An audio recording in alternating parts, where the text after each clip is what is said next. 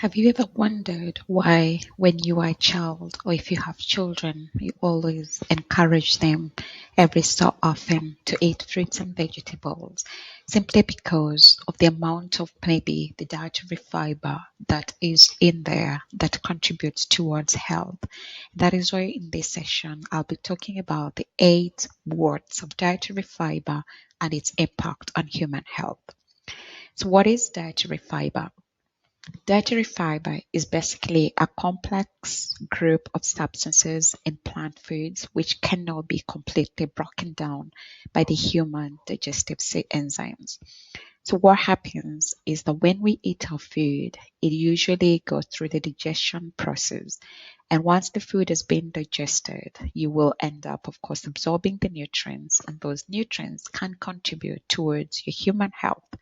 However, there is some of the food that cannot completely be broken down by the human digestive enzymes, and as a result, they usually make their way to the distal parts of the digestive enzyme, or they will make their way into the colon of the human beings, and that's where they end up being digested. And so that contribute, all those complex groups of substances are the dietary fiber. Whereas some of the key points or facts to think about when it comes to dietary fiber. Number one, dietary fiber comprises plant foods which cannot be completely broken down by the human digestive enzymes, as already mentioned. So that means they will not completely be digested, but they will always make their ways towards into the colon of the human beings. They reduce the risk of several conditions or diseases. For example, colorectal cancer can be prevented when you consume a high fiber diet. There's also some correlation between things like cardiovascular disease and the consumption of dietary fiber. So these again, they're things like constipation. If you're constantly constipated, there are high chances that you end up consuming a low amount of this dietary fiber. So what are some of the key facts? Again, the other thing to think about is they have different properties, such as their solubility is different, their viscosity or their flow properties are different, so is their fermentability, and as a result of that, they end up influencing different aspects of health. So when you're looking at their origin and their processing, can influence their effect on the human health. Some of these dietary fibers are fermented by the gut, and of course, once they are fermented, they become food for the gut, and they will influence or affect the gut microbiota, as I'll explain a little bit more in details later on. So what's number 3? What is the recommended dietary fiber intake? So to give you a bit of a clue or idea for yourself to think, am I consuming enough dietary fiber? In the UK, it's recommended that an adult should consume 30 grams of fiber per day, whereas adolescents between 16 to 18 years need to consume 30 grams per day. Children 11 to 16 years, 25 grams, 5 to 11, 20 grams, and children between 2 and 5 years old, they need to consume 5 grams per day. I leave it to you as something to think about if your consumption of your dietary fiber is within the recommended or if it's not, and I'll give a bit of tips or ideas on how you can be able to enhance or increase the intake of your dietary fiber towards the end of this recording. One other thing that I need to talk about or think about is the resistant starch, because most of the time when you talk about dietary fiber, quite a lot of times this term resistant starch will always come about. So it's something to think about when somebody talks about resistant starch. What does that really mean? What does it really mean in the sense of like food? And what does it really mean in terms of how does it contribute towards your diet? So resistant starch is just basically starch molecules that will resist, as the name suggests, their digestion functioning kind and their kind of functioning fiber and because they don't generally end up being digested, or they are resistant to digestion, they end up fermenting.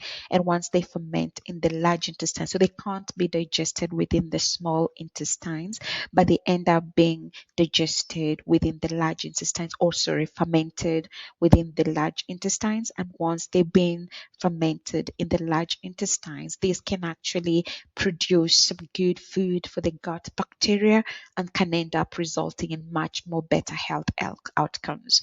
They can be classified into five different classes. So the first one can be starchy foods that are coated with things like seeds or germs, e.g., unprocessed or whole grains. They can be number two, the second category are naturally resistant starchy foods such as uncooked potatoes, green bananas, flour, etc. Or you can have the resistant starch number four, or category four, which is just food that are manufactured chemically modified so that they are resistant to digestion. Or you can have the RS5, which are the new category. Manufacturers create these starches through different processes. Again, this is something that might be worthwhile talking about a little bit more into details later on, but just something to show that when you're thinking about dietary fiber, you will also end up hearing about things like resistant starch, and just being able to say, like, to know what does it do when it comes to their digestion. The other thing is, to when you're thinking about the other white, when it comes to impact of dietary fiber on health, I'm going to talk a little bit about why is it important that we consume dietary fiber. The number one thing, of course, there is a correlation between the dietary fiber and the digestive health. What do I mean by that? So again, it can be, when you're looking at the sources of less fermentable fiber, they can end up acting as a bulking laxative agent. And when that happens, when you're consuming this type of fiber, it actually can make its way through, as you're seeing here, into the digestive tract, and that can help prevent constipation. So for some people that find it very easy for them to become easily constipated, it might just be an idea to try and look at your diet and evaluate, are you having enough of the dietary fiber, because that could help with prevention of constipation. Dietary fiber as well can be used where, particularly if you start to consume more fiber, naturally you end up having more higher increased fluid intake, and that can also help with prevention of constipation and helping you to have a bowel movement. There are also some sugars that are called oligosaccharides, which is something that has between 2 to 10 sugars attached together. So they are much more shorter carbon chains compared to things like polysaccharides, but they tend to be very well digested with the gut bacteria. So these are like the microbes, but microbes that live within the gut. And when they are fermented, what usually happens is that you end up having the byproducts. Those byproducts of fermentation can be very good for the digestive health, and particularly the health of the gut. And I will talk a little bit about that later on. The other thing is that some studies have shown a correlation between the dietary fiber and heart health. So some fermentable fibers, when they're eaten in large quantities, they can help to reduce blood cholesterol levels. And of course, plants tend to have a low cholesterol levels, particularly compared to animal products. So when you're consuming more plants or dietary fiber, there can be some of these fermentable fibers that can be eaten, when eaten in large amounts, can help reducing blood cholesterol, and just means that it prevents the formation of things like clots or formation of platelets or plaques within your heart, and that can enhance your heart health.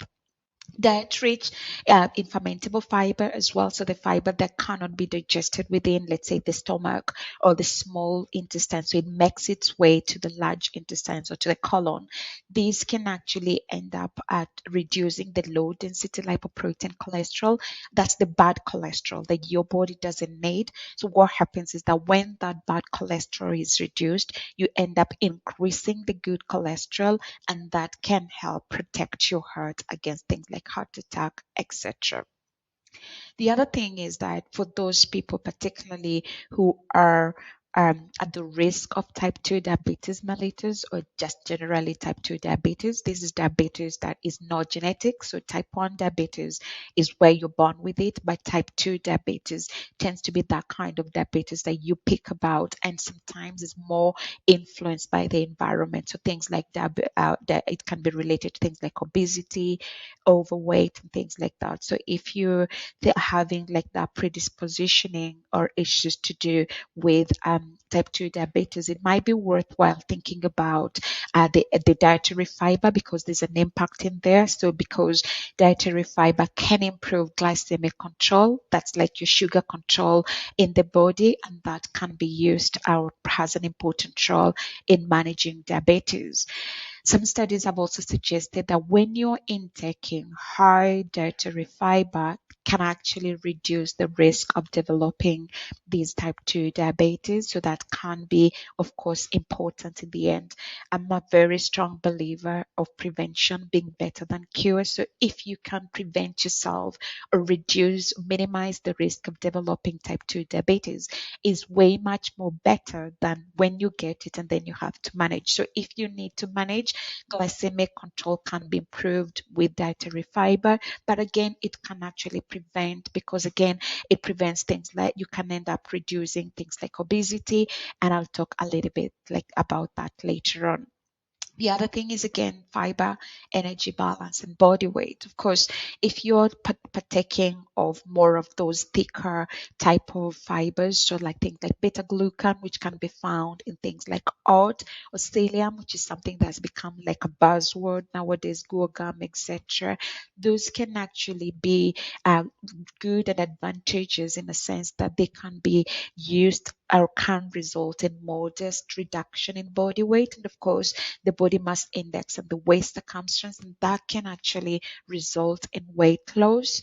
Again, these viscous fibers have the potential of affecting energy intake. So if you eat food that does bulk you up, it does fill you up very easily and quickly. So once you're full, you actually will not be having more room for other food. And if you're decreasing the energy that you intake, if you have less energy intake and you're expending more energy, you'll definitely end up losing weight as compared to having more intake of energy and then less expenditure. So again, something to think about, the advantages of dietary fiber.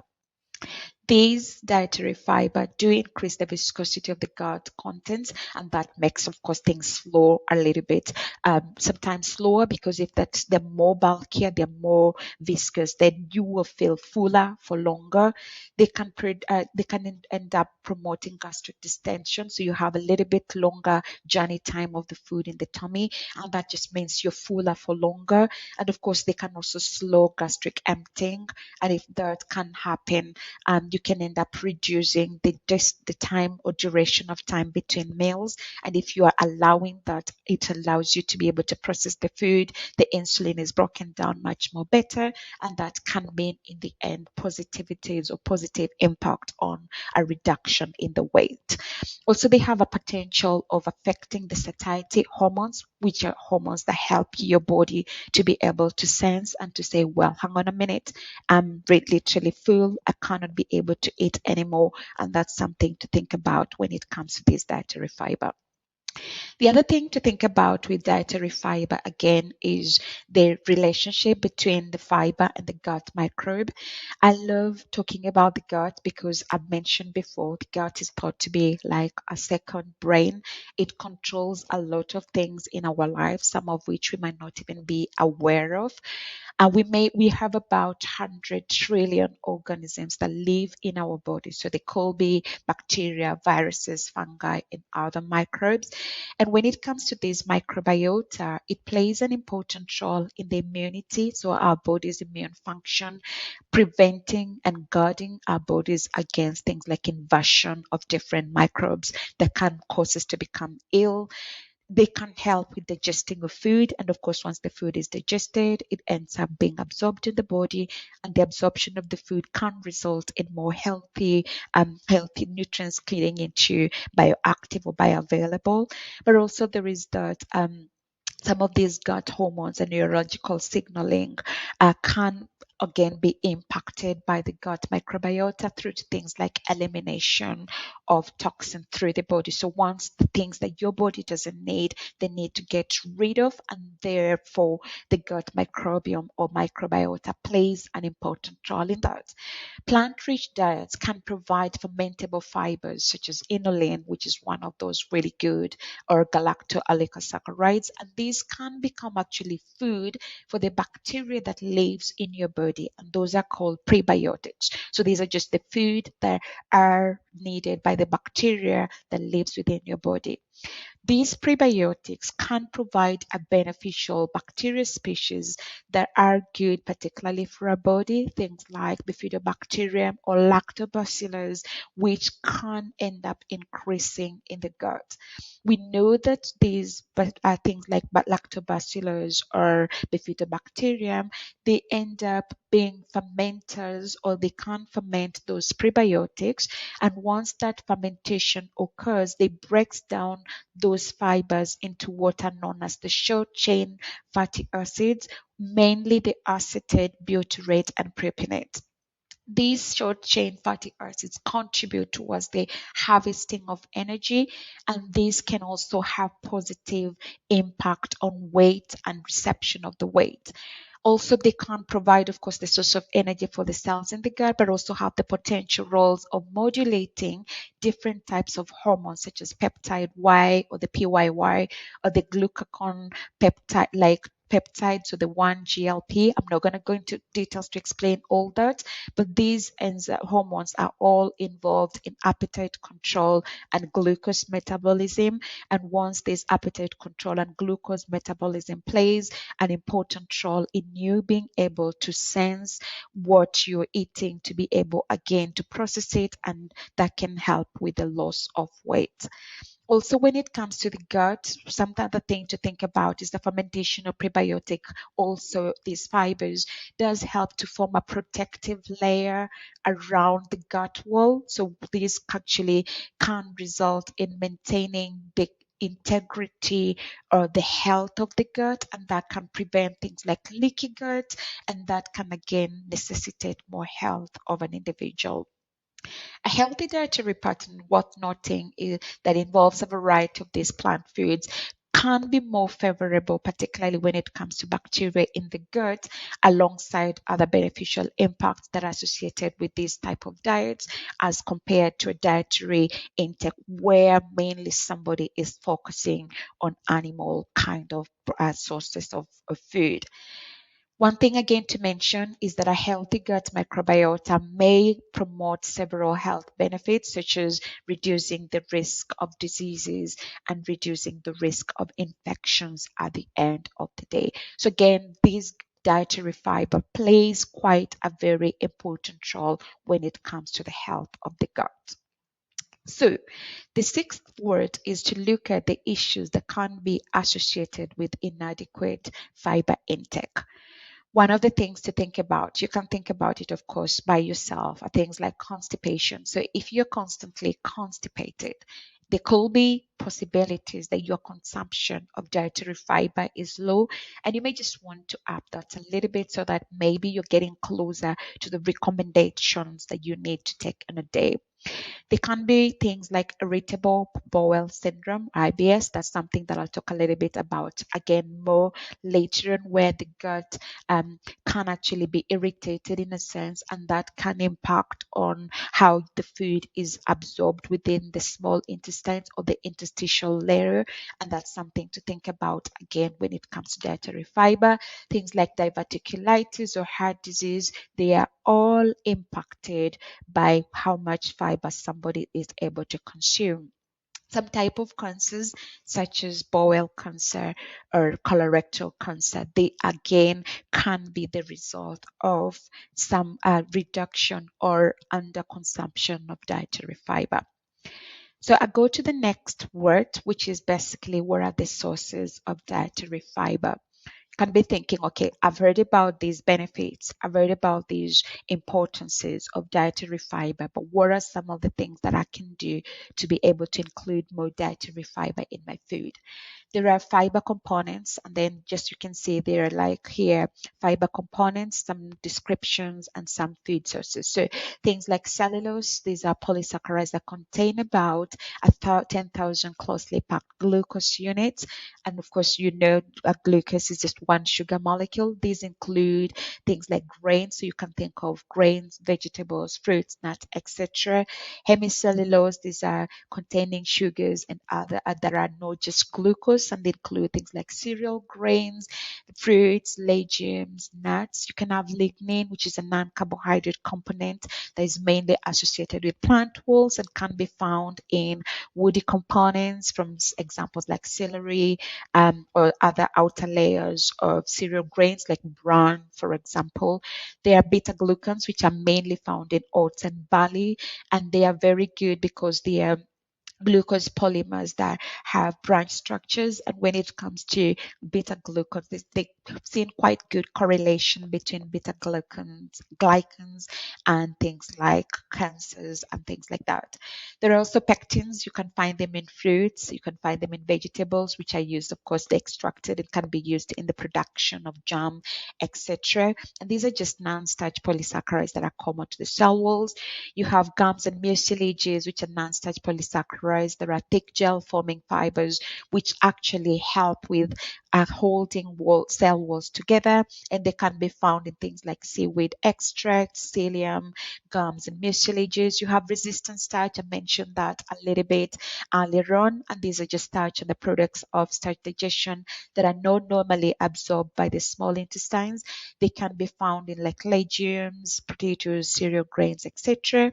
You've got oligosaccharides, which are just short chain carbohydrates of 3 to 9 monomers or 10 monomers of sugar units. And these include things like fructo oligosaccharides, galacto oligosaccharides, and they can be found in things like onions, chicories, Jerusalem architects, etc. Or you can have again the micro components such as waxes, cutins, suberins, and these are found in cereal grains. Then the final word is we're at the ways to incorporate more fiber in the diet. So you've been waiting to hear of some ways in which, now that you know the advantages of dietary fibers, you know the sources of dietary fibers, you know the functions, you know the disadvantages of not including enough. I'm just going to take you to this link over here, and that she'll be able to give some examples of some fun ways in which you can be able to include dietary fiber in your food. As you can see, this is from the British Nutrition Foundation, and it shows just some very good, easy ways in which you can include fiber. So, for example, it says here, a lot of people in the UK, for example, do not consume enough fiber. And of course, most of the adults are consuming about 19 grams of fiber, whereby the aim is usually to consume about 30 grams a day. So there are some of the ways in which you can actually boost your fiber intake. Like, for example, if you're having uh, the choice again of what is it that you are eating. So, for example, if you're having breakfast, you can have orange juice or toast, but then that will have really low fiber, whereas you can just switch that around and have still an orange rather than the juice, and then a wholemeal toast with 2 slices with peanut butter, and that can actually give you almost 8 grams of fiber. So you can switch again. Instead of having lunches, you can have, some people will prefer to have white spaghetti with tomato based sauce. For lunch, you can actually have whole wheat spaghetti, a lentil, and tomato based sauce. That will give you almost 11 grams of fiber. Some people can think of snacking, let's say on cheese or cheddar cheese or cream crackers, and you can actually decide, instead of snacking on the crackers, you can do rye crackers with hummus, and that can actually give you almost 9 grams of fiber. Or maybe for dinner, people think of like, oh, well, I'm going to have grilled chicken breast, mashed potato, and carrots. But you can actually keep the skin on, which gives you 3.52 grams of extra fiber. And then you can have your grilled chicken, baked potato, rather than mashed potato where you have to remove the skin. You have the baked potato with skin, carrots, and green beans. And that gives you almost 11 grams of fiber. And that just means when you're swapping swapping around the calories and the intake, you can end up boosting your fiber. Of course, then you boost all the beneficial effects of the fiber, but also you end up having like nuts, and nuts have got also things like they have high omega 3, omega 6 content in there. So you've got those good oils that are good for your heart as well. You can end up having more pulses, more vegetables in the end. So you can easily hit your 5 a day intake.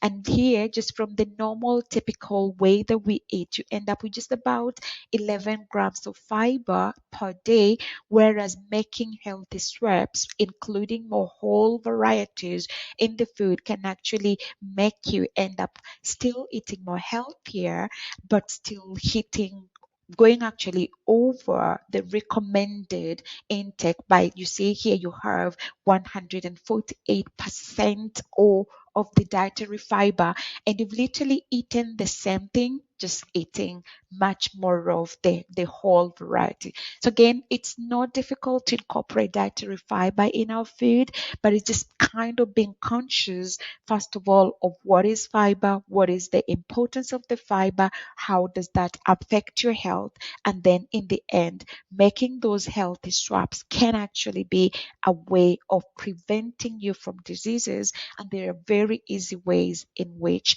you can be able to incorporate fiber in your diet.